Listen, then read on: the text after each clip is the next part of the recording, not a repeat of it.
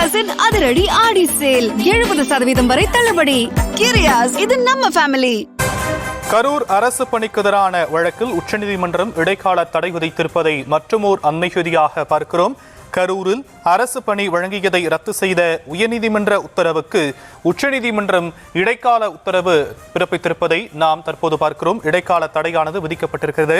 கரூரில் அரசு பணி வழங்கியதை ரத்து செய்த உயர்நீதிமன்ற உத்தரவுக்கு உச்சநீதிமன்றம் இடைக்கால தடை விதித்திருப்பதை தற்போது அண்மை செய்திகளாக பார்க்கிறோம்.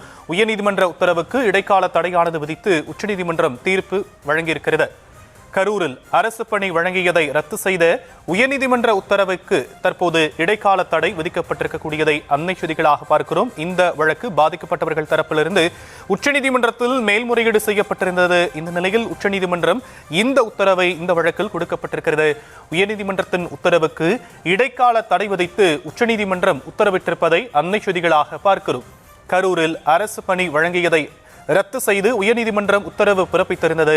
இதனை எதிர்த்து பாதிக்கப்பட்டவர்கள் உச்சநீதிமன்றத்தில் வழக்கு தொடர்ந்திருந்த நிலையில் தற்போது இந்த உத்தரவுக்கு இடைக்கால தடையானது விதிக்கப்பட்டிருப்பதை அண்மை செய்திகளாக நாம் தற்போது பார்க்கிறோம்.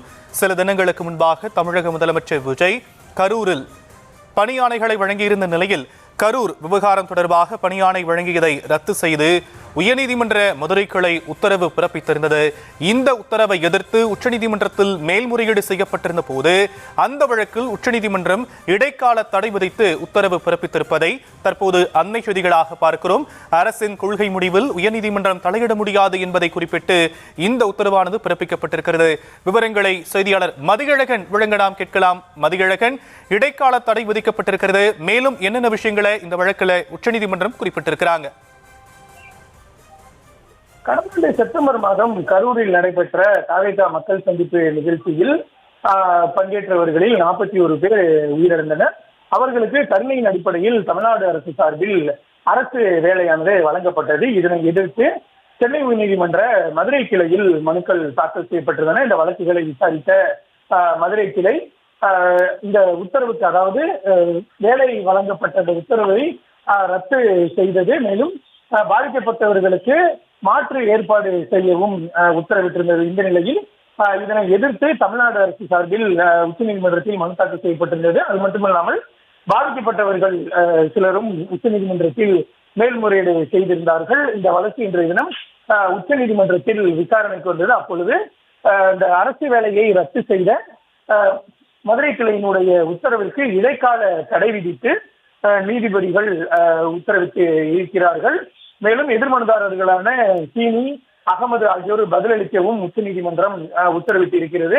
இந்த வழக்கின் போதான வாதத்தை பொறுத்த வரைக்கும் பாதிக்கப்பட்டவர்களுக்கு அரசு வேலை வழங்குவது என்பது அரசு எடுத்த கொள்கை முடிவு. இந்த கொள்கை முடிவில் எப்படி நீதிமன்றம் தலையிட முடியும் என நீதிபதிகள் தமிழ்நாடு அரசு சார்பில் கேள்வி எழுப்பப்பட்டது.